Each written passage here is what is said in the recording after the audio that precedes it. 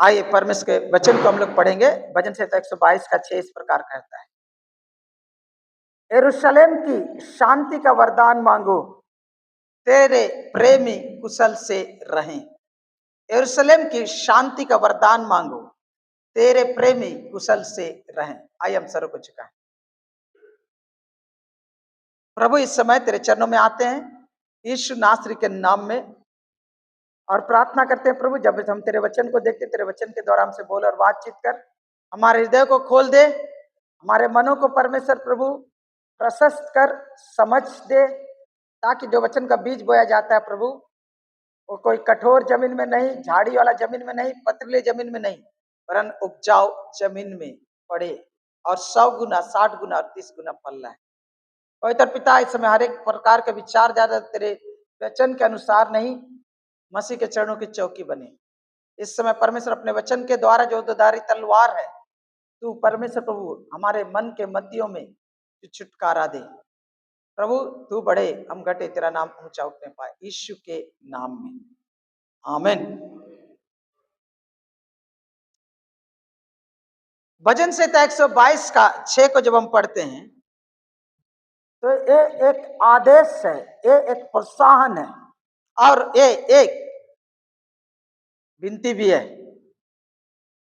यरूशलेम की शांति का वरदान मांगो, तेरे प्रेमी कुशल से रहें।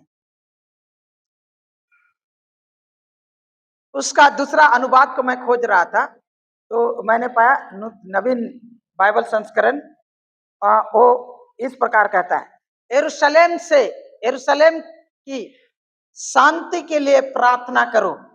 ऊपर में लिखा वरदान मांगो, ये वाला अनुवाद बोलता है शांति के लिए प्रार्थना करो, तुझसे प्रीति रखने वाले कुशल से रहें, तुझसे प्रीति रखने वाले कुशल से रहें। उसी प्रकार सरल हिंदी बाइबल कहता है, यरूशलेम की शांति के निमित्त या प्रार्थना की जाए, समृद्ध हो वे जिन्हें तुझसे प्रेम है, समृद्ध हो वे जिन्हें तुझसे प्रेम है।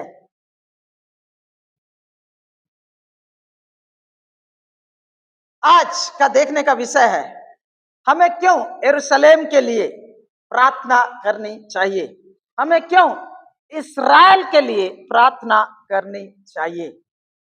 ये हम लोग का विषय वस्तु रहेगा।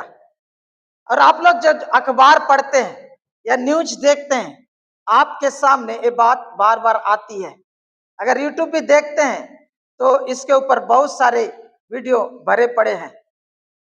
कोई इस्राएल के विपक्ष में, कोई उनके सपक्ष में बोल रहा, कोई उनकी तारीफ कर रहा तो कोई उनकी भर्त्सना कर रहा।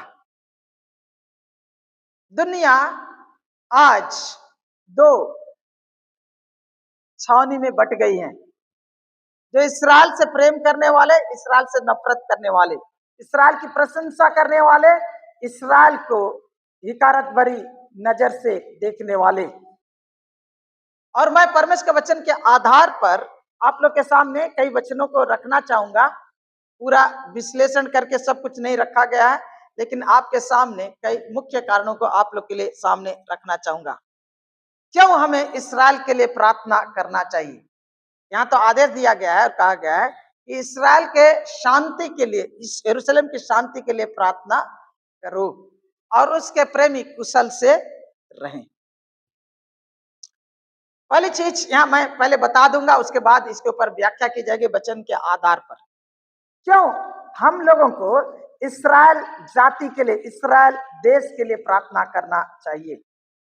जो लोग या जो देश इस्राएल या यहूदियों के लिए के भलाई के लिए प्रार्थना करते हैं, वे लोग आशीष पाते हैं।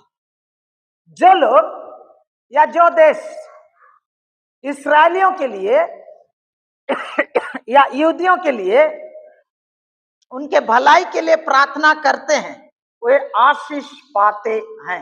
वो वचन स्पष्ट रूप से बोल दिया है, बाद में हम फिर अध्ययन करेंगे। दूसरा, जो लोग और जो देश यहूदियों के लिए, इस्राएलियों के लिए के भलाई के लिए प्रयास करते हैं, प्रार्थना नहीं, प्रयास करते हैं वे आशीष पाते हैं। बोले क्या करते हैं? आशीष पाते हैं। तीसरा, जो देश और जो लोग इसराइल या यहूदियों से प्रेम करते हैं वे आशीष पाते हैं। वे आशीष पाते हैं। जो लोग यहूदियों से इसराइलियों से प्रेम करते हैं वे आशीष पाते हैं। जो लोग या जो देश इसराइलियों या यहूदियों से नफरत करते हैं वो लोग आशीष से वंचित रह जाते हैं। वे आशीष से वंचित हो जाते हैं। जो लोग जो देश इसराइल या जाति को या यहूदियों को श्राप देते हैं वे खुद श्रापित होते हैं। वे खुद भी श्रापित होते हैं।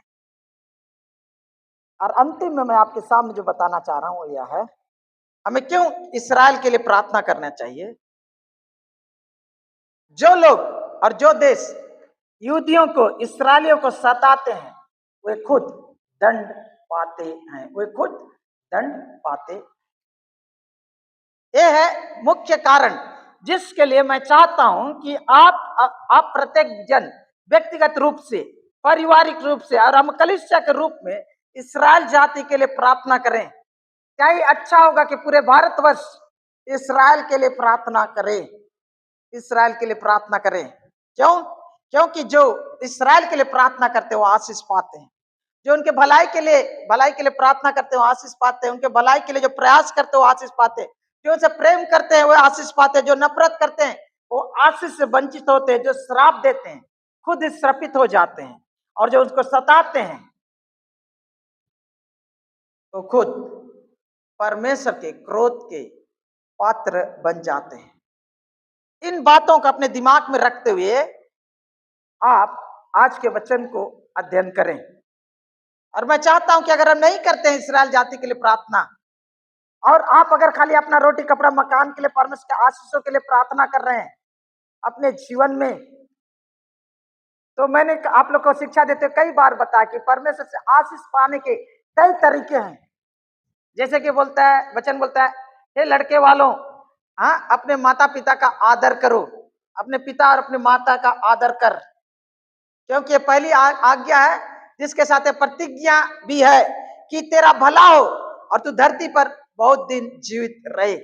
माता पिता के सेवा करने के द्वारा परमेश्वर की आशीष होती है, कुशलता और लंबी उम्र की।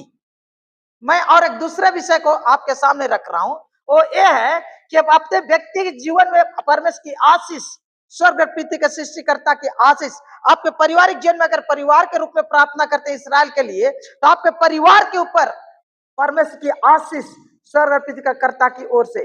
और एक कलीसिया के रूप में जब इसराइल के लिए प्रार्थना करते हैं तो कलीसिया का प्रभु और परमेश्वर उसकी ओर से कलीसिया पर आशीष। अगर समाज और जाति के रूप में अगर हम इसराइल के लिए प्रार्थना करते हैं तो स्वयं परमेश्वर के सर्वशक्तिमान परमेश्वर की आशीष हमारे समाज और हमारे राष्ट्र पर उतरेगा। और इसीलिए मैं प्रोत्साहित करना चाहता हूं और आपको और एक नया तरीका और बताता हूं जिसके द्वारा आप आशीष पा सकते हैं अपने व्यक्तिगत जीवन में, अपने पारिवारिक जीवन में, अपने कलीसियाई जीवन में, आप अपने आत्मिक जीवन में आशीष पा सकते हैं। और वो है इसराइलियों के लिए प्रार्थना करने के द्वारा। आइए इसका उद्भव को हम लोग देखेंगे। आइए जल्दी जल्दी वचन को खोलते जाएगा, पढ़ते जाएगा। आइए हम लोग पढ़ेंगे। यरूशलेम की शांति का वरदान मांगो, तेरे प्रेमी कुशल से रहे। दूसरा अनुवाद करता है नवीन बाइबल संस्करण, यरूशलेम की शांति के लिए प्रार्थना करो, तुझसे प्रीति रखने वाले कुशल से रहे। और सरल हिंदी बाइबल बोलता है यरूशलेम की शांति के निमित्त प्रार्थना की जाए, समृद्ध हो वे जिन्हें तुझसे प्रेम है। इस वचनों को अगर आप पढ़ेंगे तो जब जो व्यक्ति इस्राएल जाति के शांति के लिए, उनके शलोम के लिए, उनकी संपूर्णता के लिए, उनकी भलाई के लिए, उनके अच्छाई के लिए प्रार्थना करते हैं, वो लोग कुशल से रहते हैं, उनके जिंदगी में कुशलता आती है और उनके जिंदगी में समृद्धि भी आती है। और बोलता है तेरे प्रेमी कुशल से रहें। जो भी यरूशलेम से प्रेम करता है, यहां बोल रहा है यरूशलेम इस्राएल जाति सियोन का प्रतिनिधित्व कर रहा है। सियोन पहाड़ सुने आप लोग, सियोन बोला जाता है यरूशलेम को। और सियोन या यरूशलेम जो है वो इस्राएल जाति का धार्मिक केंद्र है, ये राजनीतिक केंद्र है, ये सामाजिक केंद्र है और राष्ट्रीय अस्तित्व का पहचान है और झंडा है। और इसीलिए आज और हम जब यरूशलेम के बारे में प्रार्थना कर रहे हैं तो हम पूरे इस्राएल जाति के एक राष्ट्र के रूप में उनके लिए प्रार्थना कर रहे हैं, एक कौम के रूप में उनके लिए हम प्रार्थना कर रहे हैं। और जो कोई उनसे प्रेम करते हैं, परमेश्वर के इन चुने हुए लोगों से प्रेम करते हैं, उनके जिंदगी में परमेश्वर की ओर से कुशलता और समृद्धि और आशीष आती है। सवाल उठता है, क्या मैं इस्राएलियों से प्रेम करता हूं? क्या मैं यहूदियों से प्रेम करता हूं? सवाल इस पर निर्भर करता है। सदियों से जब हम देखते आए हैं इस्राएल जाति को, इस संसार के लोग नफरत करते आए हैं, उनका विरोध करते आए हैं, उनको रौंदते आए हैं, उनको सताते आए हैं, उनका सत्यानाश करते आए हैं। और इतिहास के पन्नों को पलट कर देखिएगा, ये जितने लोग उनके साथ अत्याचार किए, उनके साथ अन्याय किए, उनको अपने पांव से रौंदने की कोशिश की है, वो सब के सब सत्यानाश हो गए, सत्यानाश हो गए। कारण क्या है? कारण क्या है? ऐसा कोई जाति, ऐसा कोई देश नहीं जो इस्राएलियों के विरुद्ध में खड़ा होकर फला फूला हो। और उसका कारण है, आइए हम लोग खोले उत्पत्ति का पुस्तक 12 अध्याय का 1 से 3 तक। उत्पत्ति 12 का 1 से 3 कहता है, जल्दी जल्दी खोलिएगा। यहोवा ने अब्राम से कहा, अपने देश, अपनी जन्मभूमि, अपने पिता के घर को छोड़कर उस देश में चला जा जो मैं तुझे दिखाऊंगा। मैं तुझसे एक बड़ी जाति बनाऊंगा और तुझे आशीष दूंगा और तेरा नाम महान करूंगा। तू आशीष का मूल होगा। जो तुझे आशीर्वाद दे उन्हें मैं आशीष दूंगा और जो तुझे कोसे उसे मैं श्राप दूंगा। और भूमंडल के सारे कुल तेरे द्वारा आशीष पाएंगे। परमेश्वर जब इस्राएल को, परमेश्वर ने इब्राहिम को जब बुलाया उर देश से, उसी समय परमेश्वर ने उनको जब बुलाहट दिया तो उस बुलाहट के साथ एक विशेष वरदान भी दिया। और परमेश्वर ने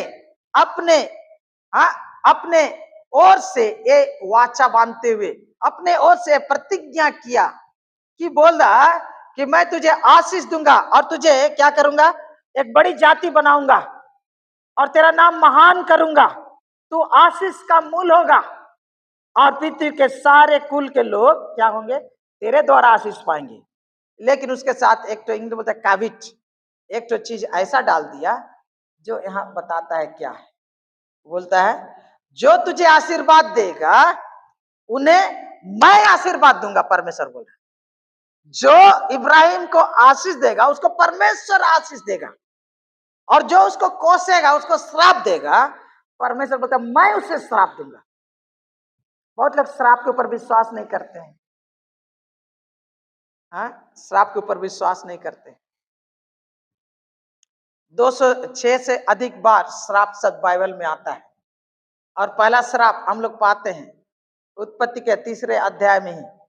परमेश्वर श्राप देता है, 4थे अध्याय में श्राप देता है। याद है वो वचन, इसलिए कि तूने अपने भाई को मारा है और जमीन ने तेरे भाई का खून पिया है, तू भूमि की ओर से श्रापित है।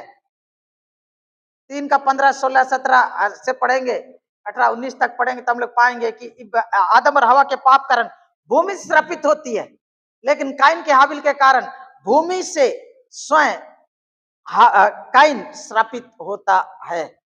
और मैं आपके सामने यहाँ पर परमेश्वर का वचन को कर रहा है। परमेश्वर बोलता है जो तुझे आशीष दे मैं उसको आशीष दूंगा और जो तुझे कोसे, तुझे श्राप दे, उनको मैं श्राप दूंगा। और जिसका श्राप परमेश्वर की ओर से लगेगा वो कैसे फूलेगा, बढ़ेगा और बढ़ेगा। कैसे चैन और अमन से रहेगा, कैसे समृद्धि से रहेगा, कैसे स्वर्ग जाएगा? संभव है ही नहीं। और इसीलिए हम लोग को समझने की जरूरत है कि परमेश्वर ने यहाँ कितनी बड़ी प्रतिज्ञा इब्राहिम से की, इब्राहिम से की। इसीलिए इस्राएल जाति को श्राप देना, गलत आदमी से, गलत जाति से पंगा लेना, गलत जाति से पंगा लेना है। उत्पत्ति का पुस्तक उसका 21 अध्याय का 12 पद को पढ़ेंगे तो यहाँ पर परमेश्वर इस्माइल के बारे में क्या बोल रहा है और इसहाक के बारे में क्या बोल रहा है। देखिए, तब परमेश्वर ने अब्राहम से कहा, उस लड़के यानी कि इस्माइल और अपनी दासी यानी कि हाजिरा के कारण तुझे बुरा ना लगे, जो बात सारा तुझसे कहे उसे मान, क्योंकि तो तेरा वंश कहलाएगा वो सो इसहाक ही से चलेगा। इब्राहिम जब संसार में था तब उसे गलती हुआ, क्योंकि करीब 20 साल हो गया, उनका कोई संतान नहीं थे। तो क्या किया कि 20 साल में करीब 14 साल कनान देश में थे और उनका कोई संतान नहीं था। तो क्या हुआ कि उसने अपना त्रिकम बढ़ाया, साराई जो उनकी पत्नी थी और हाजिरा को उसका पत्नी करने के लिए दे दिया उसको।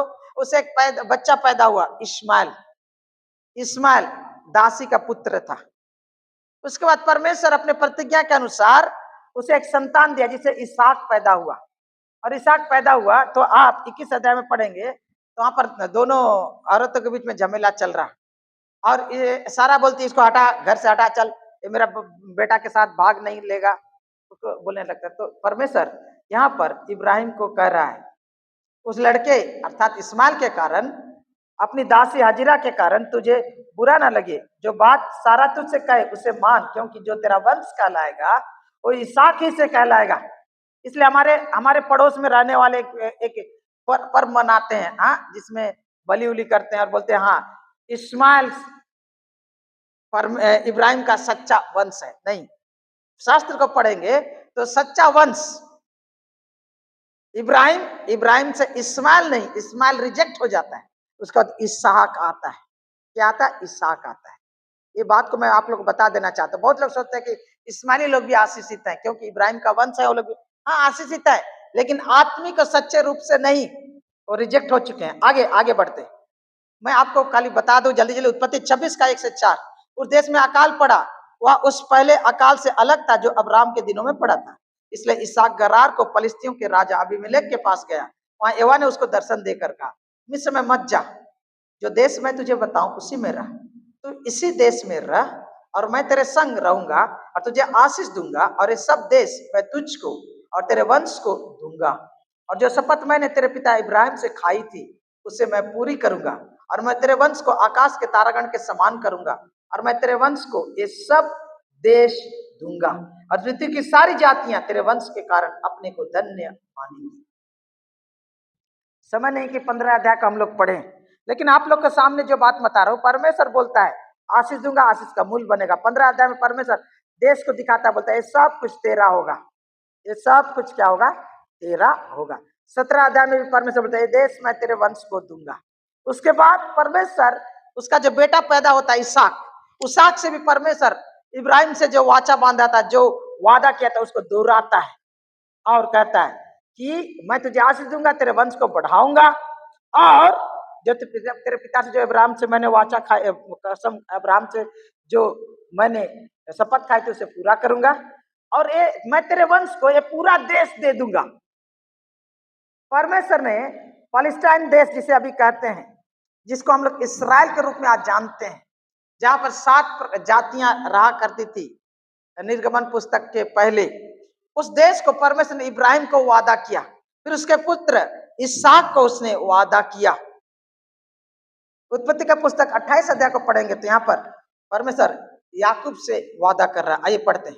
और एवा उसके ऊपर खड़ा होकर कहता है, मैं एवा तेरे दादा अब्राहम का परमेश्वर और इसहाक का भी परमेश्वर हूँ। इस्माइल का नाम नहीं है, याद रखिएगा। जिस भूमि पर तू लेटा है उसे मैं तुझको और तेरे वंश को दूंगा। क्या बोला? जिस भूमि पर तू लेटा है वो मैं तुझे और तेरे वंश को दूंगा। तेरा वंश भूमि के धूल के किनकों के समान बहुत होगा, और पश्चिम पूरब उत्तर दक्षिण चारों ओर फैलता जाएगा, और तेरे और तेरे वंश के द्वारा पृथ्वी के सारे कुल आशीष पाएंगे। तो इब्राहिम का आशीष दोहराया जा रहा है। और सुन, मैं तेरे संग रहूंगा और जहां कहीं तू जाए वहां तेरी रक्षा करूंगा, तुझे इस देश में लौटा ले आऊंगा और मैं अपने कहे हुए को जब तक पूरा ना कर लूं तब तक तुझको ना छोड़ूंगा। तब याकूब जाग उठा। परमेश्वर यहाँ पर याकूब से भी वही वादा कर रहा है जो इब्राहिम से उसने किया था। और इन तीनों वचनों के द्वारा मैं आपको ये बताना चाह रहा हूं, जब परमेश्वर इब्राहिम को आशीष का वादा किया तो आशीष इब्राहिम से इसहाक और इसहाक से याकूब को आया।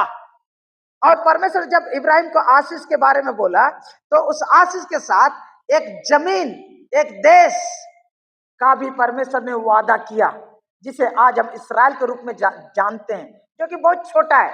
पुराना ओरिजिनल इसराइल बहुत बड़ा है, लेकिन जब परमेश्वर के लोग परमेश्वर के विरुद्ध में पाप किए, याकूब के संतान, बाद में याकूब का नाम बदल जाता है, 32 अध्याय में पढ़िएगा तो उसका नाम इसराइल बन जाता है, याकूब का नाम, और इसीलिए इसराइली कहे जाते हैं याकूब के वंश को। और इसीलिए उत्पत्ति का पुस्तक मत्ती रचित सुसमाचार 1 को पढ़ते हैं तो पाते हैं इब्राहिम की संतान, दाऊद की संतान, यीशु मसीह की वंशावली बोलते हैं। तो आज आपके सामने जब हम लोग आते हैं तो हम इब्राहिम के वंश के कहलाए जाते हैं, लेकिन आपको जानने की जरूरत है इसराइलियों को जब परमेश्वर ने चुना इब्राहिम के द्वारा तो उनके साथ उनको एक देश, एक जगह का भी वादा किया। और परमेश्वर के खाते में जो इसराइल देश, जिसे अभी फलस्तीन कहा जाता है, वो इब्राहिम के वंश इसराइलियों के खाते में रजिस्टर हो चुका है। हालांकि इसराइल लोग परमेश्वर के प्रति वफादार नहीं थे, इसलिए परमेश्वर ने उन्हें अपने देश उनको खदेड़ दिया था।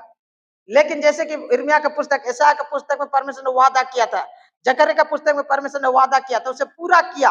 और 1947 नहीं 48 में उन्हें फिर एक बार लौटा कर लेकर आया और इसराइल देश 1948 में पूरा फिर एक बार पुनर्निर्मित हुआ। और कुछ ही सप्ताह के दरमियान 6 राष्ट्र उसके विरुद्ध में लड़ाई करने लगे और इसराइल ने उनको हराया।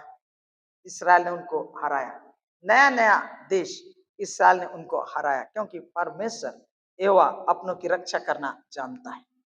आज इसराइल के साथ लड़ रहे लोग और सारा संसार का भी समाप्त होने से पहले इसराइल के विरुद्ध संसार के लोग इकट्ठा होंगे और उससे लड़ेंगे। इसलिए आज जो हम लोग देख रहे हैं, वो तो उसकी शुरुआत है।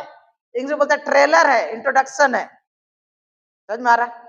और इसीलिए आप जब इस परिस्थिति को जानते हैं तो अपने आप को उस ओर रखे जहां पर आशीष के संतान है, श्राप के नहीं।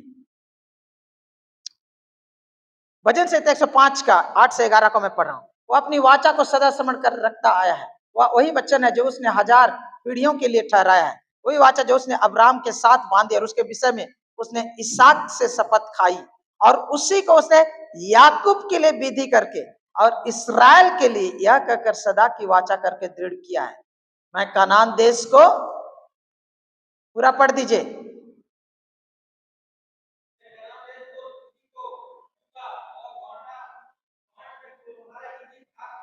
मैं कनान देश को किसी को दूंगा, किसको दूंगा? तुझी को दूंगा, और बांट मैं तुम्हारे निज भाग होगा। ये लोग बाइबल कॉलेज में पढ़ते हैं, वो लोग एक तो थियोलॉजी पढ़ेंगे, ठीक है, थियोलॉजी पढ़ेंगे तो वहाँ थियोलॉजी ऑफ लैंड पढ़ेंगे, समझ में आ रहा? ट्राइबल थियोलॉजी पढ़ेंगे, ट्राइबल थियोलॉजी पढ़ेंगे मतलब जनजातियों का थियोलॉजी, और वो tribal theology is theology of land. जिस प्रकार इसराइल देश का पहचान उस जगह के साथ है, उसी प्रकार आदिवासी लोग जो हैं उनका भी पहचान जमीन से होता है, जमीन से होता है। और इसराइल देश के बगैर, वो जगह के बगैर इसराइल का कोई अस्तित्व है ही नहीं, समझ में आ रहा है? और इसीलिए आज जमीन के टुकड़ों के लिए लड़ाई चल रहा है। और इसराइल जो प्रवेश किया, जब से वहां आया है तब से लड़ के उस जगह को कैप्चर करते जा रहा, बढ़ते जा रहा, और पूरा का पूरा जगह वो लोग लेके रहेगा। बहुत खून खराबा हो रहा और होगा भी, लेकिन उनका ओरिजिनल जो मैप है ना, वो लोग लेके रहेगा। लोग लेके रहेगा, क्योंकि परमेश्वर ने उसे दिया है, उनका नाम ये रजिस्टर्ड है। संसार का खाता में रजिस्टर हो चाहे ना हो, देश और जातियां और सुपर पावर उसे माने या ना माने, लेकिन परमेश्वर ने उसे दिया है। आइए उत्पत्ति का 27 का 26 से 29 को मैं पढ़ रहा हूं, जल्दी जल्दी। तब उसके पिता इसहाक ने उससे कहा, हे मेरे पुत्र, निकट आकर मुझे चूम। उसने निकट जाकर उसको चूमा, और उसने उसके वस्त्रों का सुगंध पाकर उसको वह आशीर्वाद दिया। देख मेरे पुत्र की सुगंध जो ऐसे खेत की सी है जिस पर यहोवा ने आशीष दी हो। परमेश्वर तुझसे आकाश से ओस और भूमि की उपज से उत्तम उपज और बहुत सा अनाज और नया दाख मधु दे। राज्य राज्य के लोग तेरे अधीन हो और देश देश के लोग तुझे दंडवत करे। तू अपने भाइयों का स्वामी हो और तेरी माता के पुत्र तुझे दंडवत करे। लास्ट लाइन पढ़ दीजिएगा। हाँ, जो तुझे श्राप दे वे आप ही श्रापित हो, और जो तुझे आशीर्वाद दे वे आशीष पाए। इसहाक भी अपने बेटे के लिए जब आशीष दिया तो उसके साथ इस शर्त को जोड़ दिया, और वही याकूब को यह प्रतिज्ञा दे गया जो बाद में इस्राएल के रूप में जाना गया। और मैं आपके सामने ये बात बताना चाहता हूं, क्यों हमें इस्राएल के लिए प्रार्थना करना चाहिए। क्योंकि अगर हम प्रार्थना के द्वारा इस्राएल को आशीषित करते हैं तो हम खुद आशीष पाएंगे। कौन से कैसी आशीष, इसकी कोई मुझे पता नहीं, लेकिन इतना है कि आशीष परमेश्वर की ओर से होगी और परमेश्वर की ओर से फूलेगी और फलेगी। और परमेश्वर की आशीष जहां होती है वहां परमेश्वर खाली जगह में आशीष नहीं, कहाँ आशीष देता, जहां आपकी जरूरत है वहीं आशीष देता। परमेश्वर ने इब्राहिम को आशीष दिया, संतान नहीं तो संतान का आशीष दिया। इसहाक को सूखा का जगह में हाँ भरपूरी का आशीष दिया। बांझ था उसको संतानों का आशीष दिया।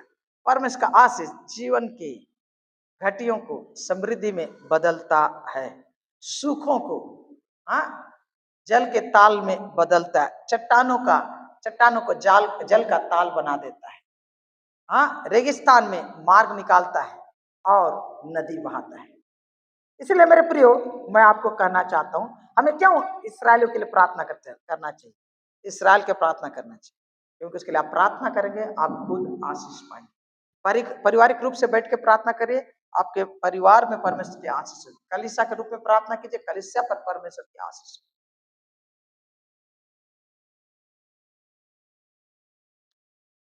गिनती का पुस्तक उसका 24 अध्याय का 8 और 9 कोई खड़े होकर पढ़ दे जल्दी जल्दी।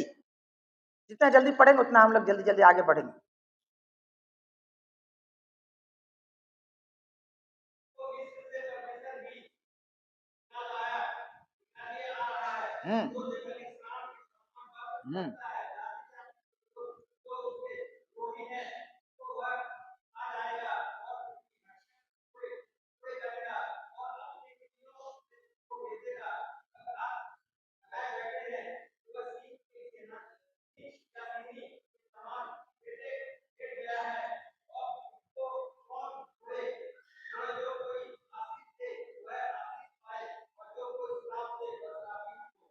अगर आप वहां पर बिलाम का कहानी को पढ़ेंगे तो बालक राजा क्या करता है, बिलाम को भाड़े में लेकर आता है ताकि इस्राएल जाति को क्या करे, श्राप दे। 3 बार कोशिश करता है लेकिन हर एक बार परमेश्वर उनको आशीर्वाद में बदल देता है, श्राप देने नहीं देता है। और वो जब मुंह खोलता है उनको अभिशाप देने के लिए तो उनका मुंह से जो निकलता है वचन कौन है मालूम है, आशीष का वचन। और उसी बिलाम नबी जो बाद में एवा को धोखा दिया, इस्राएलियों को भी धोखा दिया, उसके मुंह से परमेश्वर क्या बुलवा रहा देखिए। कैसे बोल रहा मालूम है, वो बोल रहा है उसको मिस्र में से परमेश्वर ही निकाले लिए आ रहा है। कौन? एवा परमेश्वर। वह तो जंगली सांड के समान बल रखता है। क्या बोलता है? जंगली सांड के समान बल रखता है। जंगली सांड देखे? सांड तो हम लोग देखे, जंगली सांड देखने से पता चलेगा बॉस घूम रहा है, समझ में आ रहा है? हाँ। और जाति जाति के लोग जो उसके द्रोही हैं, जो उसे पंगा लेते हैं, उनको वह खा जाएगा। सांड जिस पर घास खा जाता है उस पर खा जाएगा। और जो उसकी और उनके हड्डियों को टुकड़े टुकड़े करेगा। शेर की वाई, और अपने तीरों से उनको बेधेगा। वह घात लगाए बैठा है सिंह की तरह, वह सिंह या सीनी के समान लेट गया निडर। अब उसको कौन छेड़े? हाँ, शेर को कोई छेड़ेगा? हाँ, उसको जो छेड़ेगा उसका खैर नहीं। समझ में आ रहा? हाँ, और जो कोई तुझे आशीष दे वह आशीष पाए, और जो कोई तुझे श्राप दे वह श्रापित हो। फिर एक बार ये बात को बताया, उसको श्राप देने के बोला, लेकिन श्राप दे ही नहीं सक रहा, उसे आशीष दे रहा। और इस बात को फिर एक बार घोषणा करते हुए बता रहा कि जो कोई इस्राएल को श्राप देगा वो श्रापित होगा, जो आशीष करेगा वो आशीषित होगा। परमेश्वर एक ही बात को बार बार बार बार बोला। बहुत जगह है, लेकिन यहाँ मुख्य मुख्य जगहों का आप लोग के सामने। आइए हम लोग आगे को पढ़ते हैं। तो हमें क्या बोलें? इस्राएल जाति को तो परमेश्वर ने त्याग दिया? नहीं त्यागा। इस्राएल जाति दो भाग में हो गया। जब परमेश्वर के लोग उनको त्याग दिए और मूर्ति पूजा में फंस गए और अन्य अन्य देवी देवताओं की पूजा में लग गए, तो परमेश्वर ने अपने वचन के अनुसार उनको सजा दिया और उसका राज दो भाग हो गया। उत्तरी विभाग को उत्तरी देश को बोला गया, जिसमें 10 कुल थे, उसको इस्राएल बोला गया। दक्षिण का को यहूदा बोला गया। और इस्राएल देश सत्यानाश हो गया पहले, उसके बाद यहूदा देश सत्यानाश हो गया, और सब इधर उधर छितिरछान हो गए। उसके बाद परमेश्वर उनको फिर लेकर आया, फिर परमेश्वर को उन्होंने धोखा दिया, तो परमेश्वर उनको फिर छितिरछान कर दिया, और 1948 में उन लोग को लेकर आया, और आज इस्राएल देश बना है। आज देखा जाए तो, बहुत बार देखा जाए तो, जितना था वो लोग आज उसकी संख्या में थोड़ा भी नहीं है, क्योंकि ये इन पिछले कई हजार सालों में इस्राएल जाति के ऊपर बहुत सारे कहर ढाए गए। जैसे कि आप लोग जानते हैं, जर्मनी में 60 लाख यहूदियों को हत्या कर दिया गया। एक ही देश में 60 लाख यहूदियों को हत्या किया गया, तो दूसरे देशों में क्या क्या नहीं किया गया है। तो बहुत बार हम लोग बोलते हैं कि क्यों उनके लिए हम प्रार्थना करें, क्योंकि अभी वो इस्राएली लोग परमेश्वर को त्याग दिए, यीशु मसीह को रिजेक्ट कर दिया, इसलिए परमेश्वर उनको रिजेक्ट कर दिया। असली आत्मिक इस्राएली तो हम हैं, चुने हुए लोग तो हम हैं, इब्राहिम के सच्चे वंश तो हम हैं। वो इस्राएली लोग को परमेश्वर त्याग दिया है बोलता है, और कितने कितने लोग अपने आप को चुने हुए लोग बताते हैं और भ्रम में फंस जाते हैं। जितने कल्ट लोग हैं वो अपने आप को विशेषकर बोलते हम लोग चुने हुए लोग, हाँ हम लोग चुने हुए लोग हैं। लेकिन आज बाइबल को शास्त्र को खोलेंगे तो कोई चुने हुए लोग नहीं है। इस्राएल का जगह कोई नहीं ले सकता, और चर्च भी, कलीसिया भी इस्राएल का जगह कभी नहीं ले सकता। इस्राएली तो इस्राएली ही है, इब्राहिम के वंश तो इब्राहिम के वंश है। हम आत्मिक रीति से इब्राहिम के वंश हैं, लेकिन शारीरिक रीति से नहीं। और इब्राहिम की आशीष उनके जीवन में जो पाई जाती है, और हमें जो आज आशीष यीशु मसीह के द्वारा मिली है, वो हमारे बदौलत नहीं, इन इस्राएलियों के बदौलत हमें आशीष मिली। वो लोग वो फिल्टर है जिसके द्वारा हम लोग को आशीष हमारे जीवन में झर रहा है। समझ में आ रहा? आइए हम लोग पढ़ेंगे रोमियो का 11 का 1, जल्दी कोई खोल कर पढ़े, जल्दी रोमियो का 11 का 1 जल्दी से पढ़ेंगे। हाँ हाँ,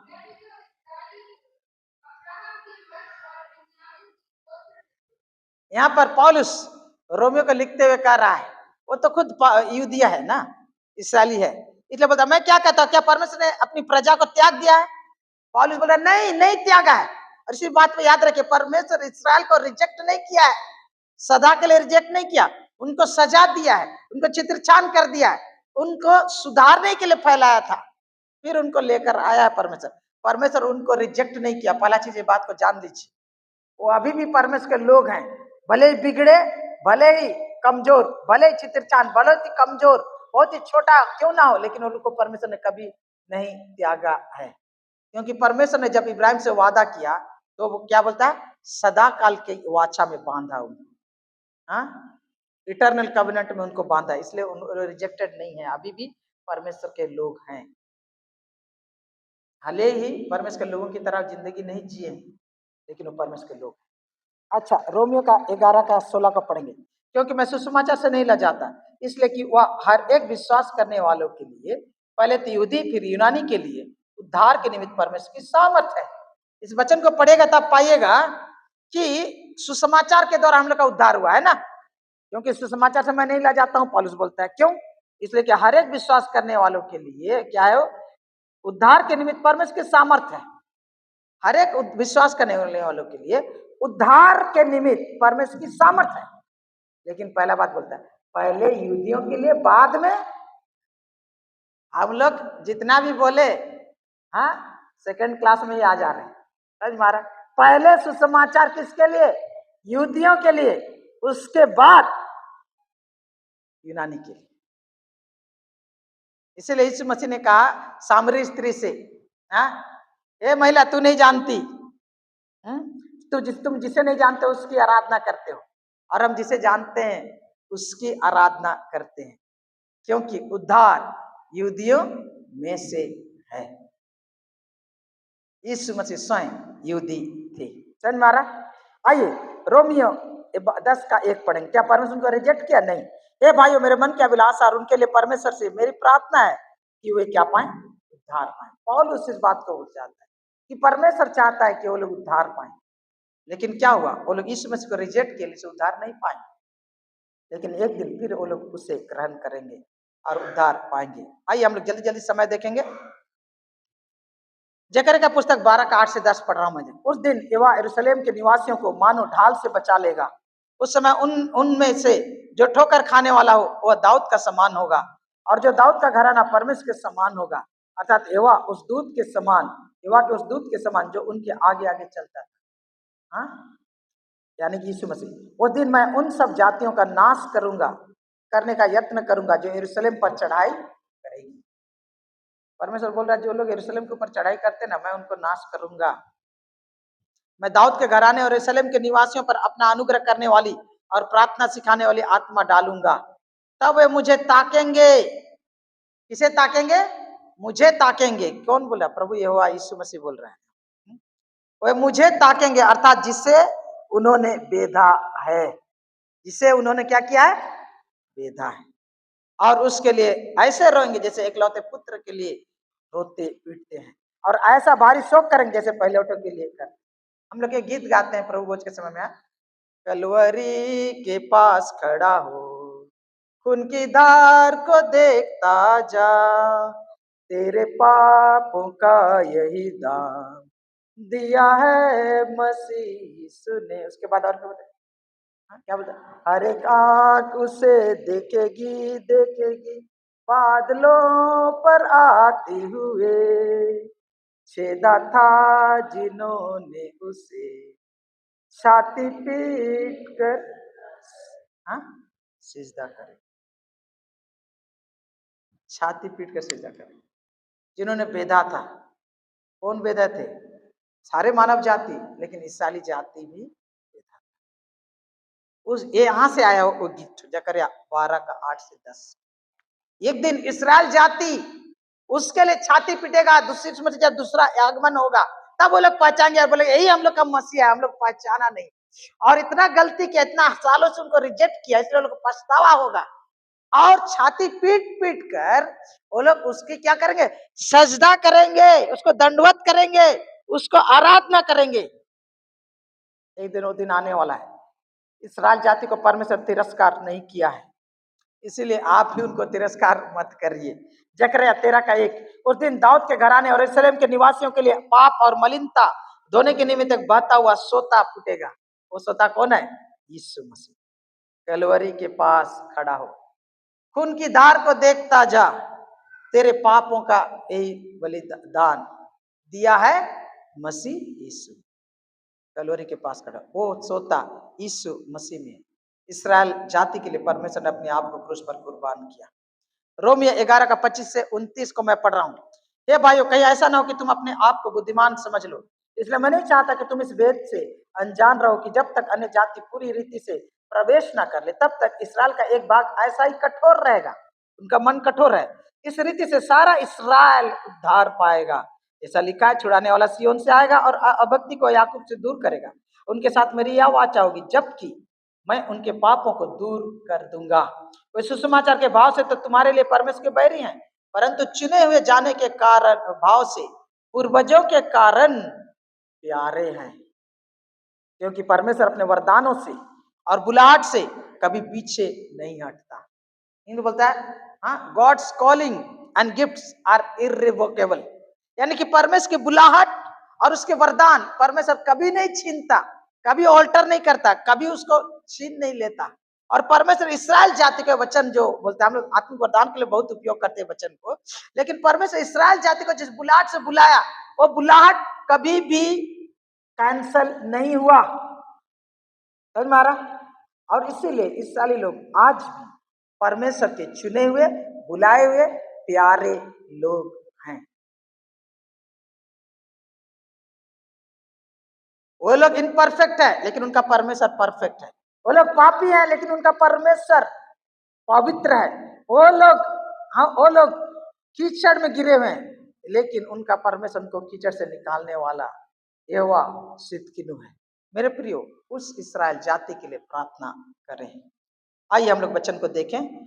रोमियो 11 का 25 से 29 को जब पढ़ते हैं तो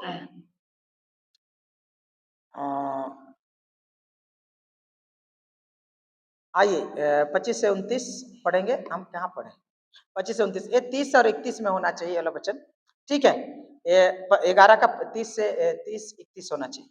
क्योंकि तूने अपने परमेश्वर यहोवा की पवित्र प्रजा है, यहोवा ने पृथ्वी भर के सब देशों के लोगों से तुझको चुन लिया है कि तू उसकी प्रजा और निज भाग करे। यहोवा ने जो तुझसे स्नेह करके तुझको चुन लिया, इसका कारण यह नहीं था कि तुम गिनती में और सब देशों के लोगों से अधिक थे, किंतु तुम तो सब देशों के लोगों से गिनती में थोड़े थे।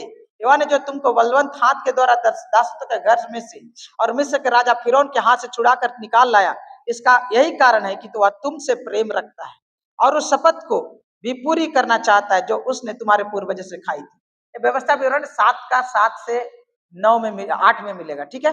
तो परमेश्वर ने उनको चुना और यहाँ लिखता है इसका कारण, परमेश्वर बोलता है तुम लोग बहुत बड़ा जाति था, बहुत धर्मी था, बहुत अच्छा था, इसलिए मैंने तुमको नहीं चुना, वरन इसका कारण है कि वह तुझसे प्रेम रखता है। कौन? यहोवा परमेश्वर इस्राएल जाति से क्या रखता है? प्रेम रखता है। क्या वो परफेक्ट है? नहीं। क्या वो धर्मी है? नहीं, लेकिन परमेश्वर उनसे प्रेम रखता है। क्यों प्रार्थना करें इस्राएल जाति के लिए? क्योंकि परमेश्वर उनसे प्रेम रखता है। आइए, इसीलिए बोल रहे हैं जो लोग इस्राएल से देश के लिए प्रार्थना करते हैं क्या क्या है हम लोग देखेंगे। आइए, आज समय नहीं है, हम लोग आगे बढ़ते हैं। क्यों प्रार्थना करें यरूशलेम और इस्राएल के लिए क्यों प्रार्थना करें? रोमी 11 का 30 बोलता है क्योंकि जैसे तुमने पहले परमेश्वर की आज्ञा ना मानी परंतु अभी उनके आज्ञा ना माने से तुम पर दया हुई, उसे उन्होंने भी अब आज्ञा ना माने कि तुम पर जो दया होती है इससे उन पर भी दया। इस वचन को समझने बहुत मुश्किल है। परमेश्वर ने क्या किया कि हम लोग तो परमेश्वर के योग्य नहीं थे, हम तो इस्राएल के घराने के नहीं थे, हम तो चुने हुए वंश से नहीं थे, लेकिन परमेश्वर ने कुछ समय के लिए इस्राएलियों के मन को कठोर कर दिया और हमारे लिए दरवाजा खोल दिया। इसी जो विंडो है, एक खिड़की है, इसी समय में जितने अन्य जाति स्वर्ग के राज में प्रवेश करना चाहते हैं कर सकते हैं। फिर एक दिन समय आएगा अन्य जातियों का हृदय कठोर कर दिया जाएगा और परमेश्वर इस्राएल को हृदय को खोल देगा और उस समय वो परमेश्वर यीशु मसीह पर विश्वास करेंगे और उद्धार पाएंगे। यहाँ पूरा थियोलॉजी को समझने की जरूरत नहीं, लेकिन इतना बात समझ लीजिए कि इस्राएलियों के कारण हम जो अन्य जाति हैं, जो गैर यहूदी हैं, हम पर क्या हुई है? दया हुई। हम लोग दया के पात्र नहीं थे। पिछले बार हम लोग वचन को देख रहे थे, पिछले 2 अध्याय को पढ़ते हैं तो हम लोग 4 से 6 को पढ़ते थे, बोलता है परमेश्वर जो दया का धनी है, अपने उस बड़े बड़े प्रेम के कारण जिससे उसने हमसे प्रेम किया, जब हम मरे हुए थे तो मसीह के साथ जिलाया और स्वर्गीय स्थान में बैठा दिया, बोलता है। लेकिन मैं आपके सामने जो बात बताना चाहता हूं वो यह है कि दया किसके कारण हम पर आई? यहूदियों के कारण। यहूदियों के कारण। इसीलिए यहूदियों के लिए प्रार्थना करें। आप पर जो दया हुई है यहूदियों के कारण। अच्छा, तो यहाँ पर रोमियो 11 का 30 और 31 को जब हम पढ़ रहे हैं तो हम पर जो दया हुई उसका कारण क्या है? हम पर जो दया है उसका कारण ये है कि इस्राएली जाति को परमेश्वर ने कठोर कर दिया और उनकी आशीष हमको दिया है। इनको समझना मुश्किल है, लेकिन इतना जानिए इसराइलियों के कारण हम पर दया हुई है। ठीक है, तुम जिसे नहीं जानते उसका वजन करते हो और हम जिसे जानते हैं उसका वजन करते हैं, क्योंकि उद्धार यहूदियों में से है। याद रखे, उद्धार किससे है? यहूदियों में से, यहूदियों में से। इसीलिए यीशु मसीह स्वयं यहूदी था और यीशु मसीह यहूदियों के लिए बचाने के लिए आया, उसके बाद सारे संसार को भी बचाने के लिए आया। और याद रखिए, उद्धार जो जगत को आज मिलता है, हमें जो मुक्ति मिला है, एक यहूदी के द्वारा मिला है और यहूदियों के आशीष में हम लोग भागी हुए। इसलिए 11 अध्याय 9 से लेकर रोमियो का पुस्तक 9 अध्याय 10 अध्याय और 11 अध्याय का पढ़िएगा। बोलता है हम लोग तो जंगली पेड़ थे, हम लोग को अच्छी दाखलता में क्या किया गया? कलम किया गया। हाँ, हम लोग जंगली जैतून थे, हम लोग को क्या किया? अच्छी जैतून में कलम किया गया। हम लोग जंगली दाखलता थे, हम लोग अच्छे दाखलता में हम लोग को जोड़ दिया गया। और ये अच्छे दाखलता, अच्छे जैतून कौन है? चुना हुआ इस्राएल, चुना हुआ इस्राएल। इसलिए हम उनके लिए परमेश्वर को धन्यवाद देना चाहिए। उनके प्रति दुनिया चाहे कुछ भी क्यों ना बोले, दुनिया चाहे कुछ भी क्यों ना करे, हमें इस्राएलियों के लिए प्रार्थना करना चाहिए, उनके लिए परमेश्वर को धन्यवाद देना चाहिए, क्योंकि उनके कारण हम पर दया हुई। भजन संहिता 122 का 6 बोलता है, यरूशलेम के शांति के लिए प्रार्थना करो, तुझसे प्रीति रखने वाले कुशल से। तीसरा हमें क्या करना चाहिए? उनके लिए प्रार्थना करना चाहिए, उनके लिए परमेश्वर को धन्यवाद देना चाहिए। तीसरा, उनसे प्रेम करना चाहिए। इस्राएल जाति से क्या करना चाहिए? प्रेम करना चाहिए। हजारों किलोमीटर दूर हैं, उनके लिए उनसे हम कैसे प्रेम कर सकते? पहला चीज तो उनके लिए हम लोग प्रार्थना करने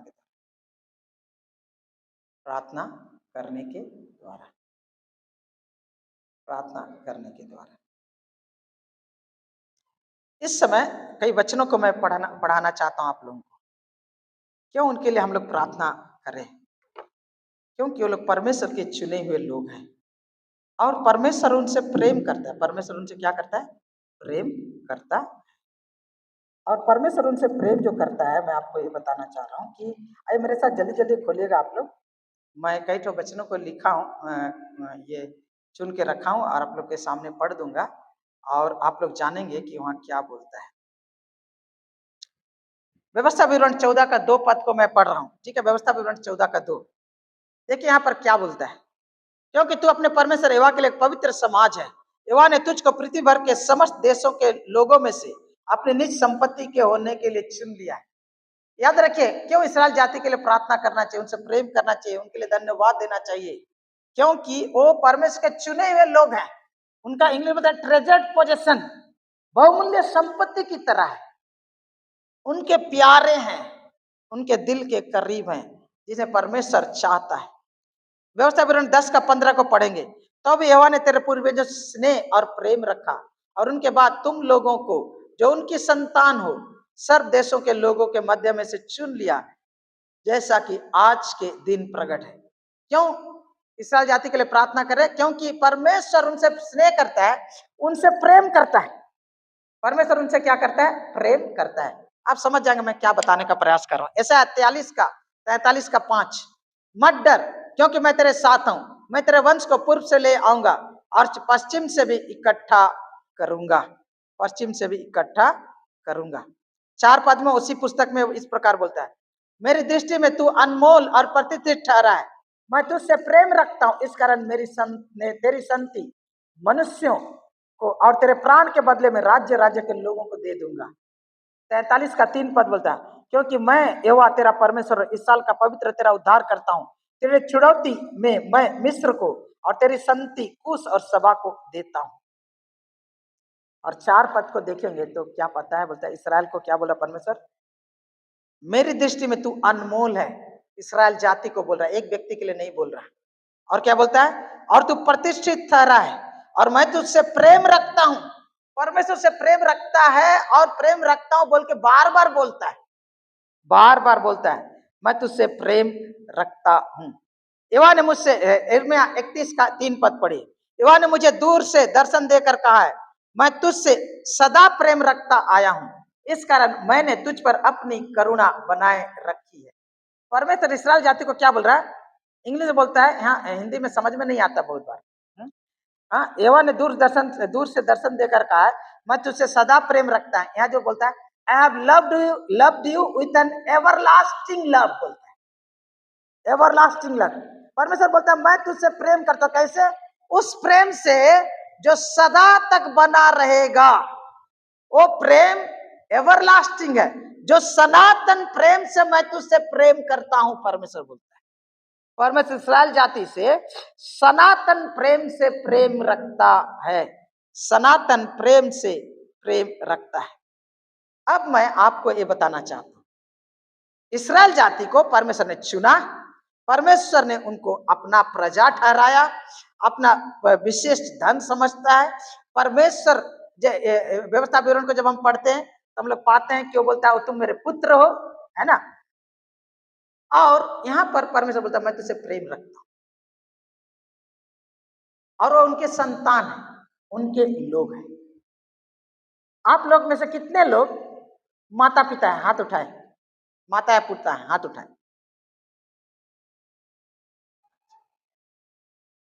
आप लोग में से कितने लोग उन व्यक्ति को प्रेम कर सकते हैं, उससे खुश रह सकते हैं, और उससे आपका रिश्ता बहुत अच्छा रहेगा? जो आपके बेटे या बेटी के साथ गलत व्यवहार करता है, आपका बेटा और बेटी का निंदा करता है, या आपका बेटा और बेटी को पीटता है, या आपका बेटा और बेटी को श्राप देता है, या उनके साथ अत्याचार करता है, कितने लोग ऐसे व्यक्ति को प्रेम कर सकेंगे? होगा? समझ मारा? अगर कोई मेरा बेटी के साथ गलत व्यवहार कर रहा, उसको गाली दे रहा, उनको श्राप दे रहा, उनको सता रहा, उसको प्रेम करना मेरे लिए बहुत कठिन है। वरन मेरा क्रोध भड़केगा, वरन मेरा जो अंदर का जो जो जो गड़बड़ी वाला चीज है वो निकल के आएगा और उनको मारना चाहेगा, है कि नहीं? और इसी प्रकार परमेश्वर जो इस्राएल को प्रेम करता है, अगर आप इस्राएल को श्राप देंगे, इस्राएल के साथ गलत व्यवहार करेंगे, तो आप परमेश्वर के प्रिय नहीं हो सकते। हाँ, और मैं कई बार प्रचार करते हुए आप लोग को बताया हूँ, ये डायलॉग मैं किसी से सुना था, सही नहीं है, लेकिन मैं आपको बता रहा हूँ, खाली कॉन्सेप्ट को समझने के लिए। बोलता है गाय को पटाना है तो बछड़े से दोस्ती करो। आप समझ रहे हैं? आप लोग को ये डायलॉग हम सुने हैं, लाभकारी लोग ये कहते हैं, साइकोलॉजी को जो लोग जानते हैं वो लोग जानते हैं। और मैं आपके सामने चाहता हूं कि अगर आप परमेश्वर से के आशीष को पाना चाहते हैं, तो परमेश्वर जिनसे प्रेम करता है, यानी कि इस्राएल जाति को, जिसको उसने चुना है, जिसको उसने अपनाया है, जिसके साथ जिसको वो सदा प्रेम, सनातन प्रेम से प्रेम करता है, उनको प्रेम करो, उनको आशीष दो, उनको उनका भलाई करो, और आप पाएंगे कि परमेश्वर जो उनका प्रभु और परमेश्वर और पिता है, उनका स्वामी, उसका राजा है, उसकी ओर से आप आशीषित होंगे। हालेलुया! समझ में आया आपको? इसीलिए अगर परमेश्वर के प्रेम करने वालों, परमेश्वर जिससे प्रेम करता है, उनको आप प्रेम करेंगे, उनको आशीष करेंगे, तो आप खुद आशीषित होंगे। परमेश्वर ने कहा जो तुझे आशीष दे मैं उसे आशीष दूंगा, जो तुझे कोसे उसे मैं श्राप दूंगा। समझ में आ रहा? आइए यिर्मयाह 2:3 पढ़ रहा हूं। इस्राएल यहोवा के लिए पवित्र और उसकी पहली उपज थी। अपज लिखा हुआ इसमें, उपज थी। उसे खाने वाले सब दोषी ठहरेंगे और विपत्ति में पड़ेंगे। यहोवा की यह वाणी। पहली उपज का जो फसल होता था, मान लीजिए खेती बाड़ी किए तो क्या हुआ कि क्या जो उसका पहला उपज रहता था उसको अलग करके यहोवा के भवन में पहुंचाया जाता था। उसको नहीं खा सकते दशमांश के रूप में। कल मैं बातचीत कर रहा था, कल ना परसों अमर भाई फोन किए थे, उन्होंने कुछ कई हजार रुपया दशमांश के रूप में भेजा चर्च को। तो बातचीत कर रहे थे, तो बात करते करते उसने बोला, इधर उधर से खेती बाड़ी का बात उठा, अचानक वो बोलने लगे कि मालूम है इस बार हम लोग का जो भी गेहूं हुआ, ये हुआ तो हम लोग क्या किए, उसको बेच दिए, और बेचे जिसका जो दशमांश निकलता है उसको उन्होंने बेचा, और जो पैसा हुआ उसको उन्होंने यहाँ भेजा। अब मैं आपको क्या कह रहा हूं कि जब दशमांश को या पहली उपज को अगर कोई खाता है जो कि परमेश्वर के लिए पवित्र है, और उसे खाने वाले, उसको हजम करने वाले दोषी ठहरते हैं। वहां पर यही बोला जा रहा है कि इस्राएल यहोवा के लिए पवित्र, उसकी पहली उपज थी, उसको खाने वाले क्या होंगे? सब दोषी ठहरेंगे। यानी इस्राएल जाति को जो भी खा जाता है, इस्राएल जाति को जो छूता है, इस्राएल जाति को जो हानि पहुंचाता है, इस्राएल जाति को जो क्षति पहुंचाता है, इस्राएल जाति के विरुद्ध में जो खड़ा होता है, उसे लड़ता है, तो कोई निर्दोष नहीं ठहरेगा। अक्टूबर 7, 2023 में जब लड़ाई शुरू हुआ, इस्राएल के ऊपर आक्रमण हुआ, इस्राएल दनादन वो भी बदला लेने के लिए आक्रमण करने लगा और 57 देश दुनिया का एक तरफ हो गए, उनके विरोध में खड़ा हो गए। लेकिन आज 101 साल 8 महीना हो गया इस्राएल लड़ रहा है। इसका कारण है उत्पत्ति का पुस्तक 22 अध्याय में आप इसको पाएंगे, अभी समय नहीं है, लेकिन आपको इतने बताना चाहता हूँ। दुनिया का, हम लोग का भारत को अगर 150 टुकड़ा करेंगे, हमारे भारत को अगर 150 टुकड़ा करेंगे, तो एक टुकड़ा इस्राएल देश, समझ में आ रहा है? इतना छोटा है इस्राएल को यहाँ डालेंगे तो 150 टुकड़ा, 150 इस्राएल को डालेंगे तब भारत का बराबर हो। लेकिन वो इस्राएल इंडिया को मदद करता है, उनके साथ इस्राएल दोस्ती, इंडिया दोस्ती करके अच्छे हमारा संपर्क है, और इसीलिए हम लोग भी आशीष पा रहे हैं, हमारे देश के रूप में हम लोग आशीष पा रहे हैं।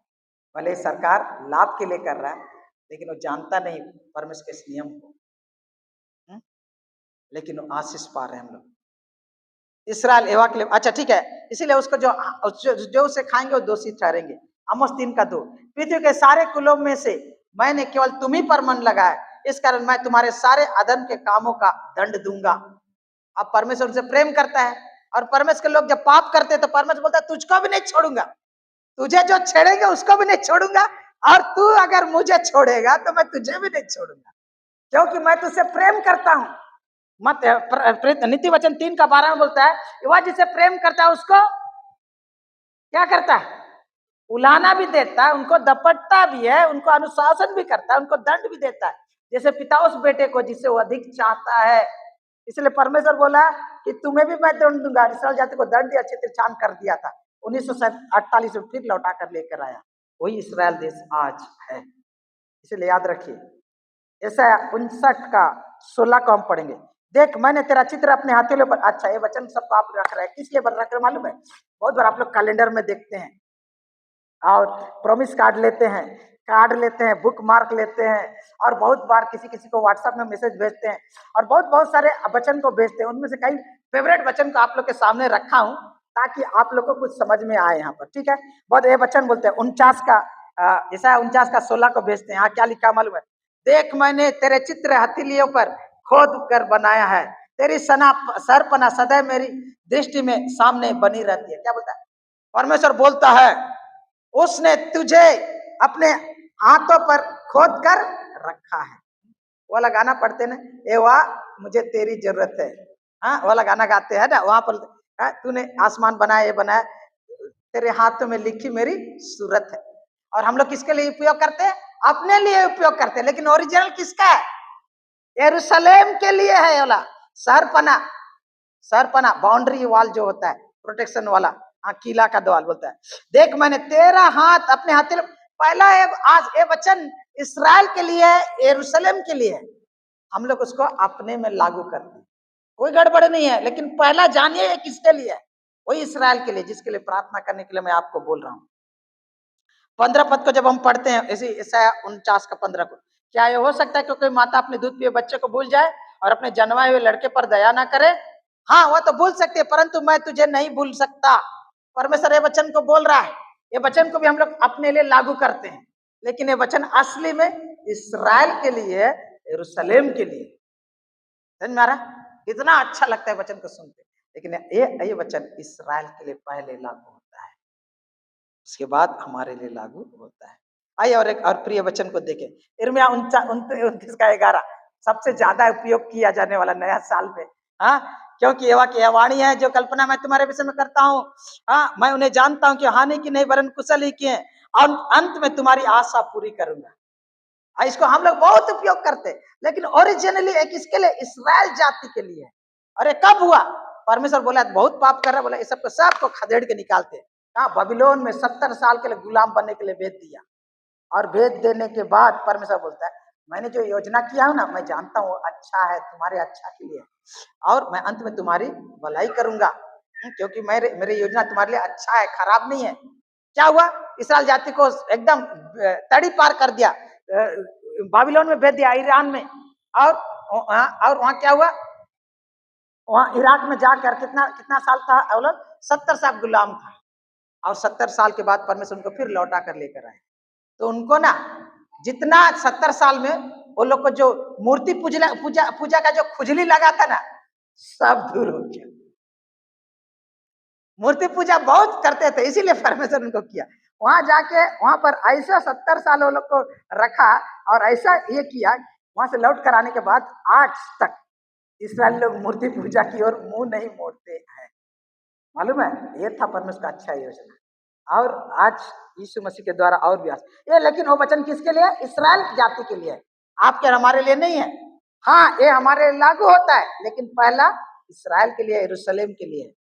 जकरिया 2:8, क्योंकि सेनाओं का यहोवा यूं कहता है, उस तेज से प्रकट होने के बाद उसने मुझे उन जातियों के पास भेजा जो मैं तुम्हें लूटते, क्योंकि जो तुझको तुमको छूता है वह मेरी आंख की पुतली ही को। ये वचन कितना अच्छा लगता है प्रचार में, और बाइबल पद, प्रतिज्ञा पद मिल जाता है तो कैलेंडर में, जो तुझको छूता है वो मेरे आंख की पुतली को छूता है। इसके लिए बोला मालूम है? यरूशलेम के लिए बोला, इस्राएल देश के लिए बोला। जो उसको छूता है उसके आंख की पुतली को छूता है।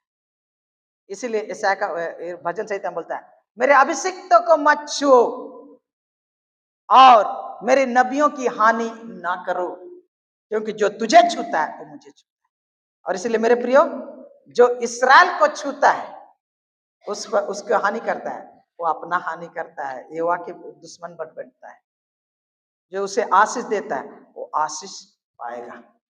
इसलिए मैं बोल रहा हूं कि आप लोग अपना रोटी कपड़ा मकान के लिए प्रार्थना करते हैं, परिवार के लिए, बेटा बेटी के लिए प्रार्थना करते हैं, और एक तो अपना प्रार्थना पॉइंट में डाल लीजिए, वो है इस्राएल के लिए प्रार्थना कीजिए। किसके? उसके सुरक्षा के लिए, उसके शांति के लिए, उनके सफलता के लिए, उन पर अनुग्रह के लिए प्रार्थना और आप आशीष पाएंगे। आइए हम सर को झुकाएं।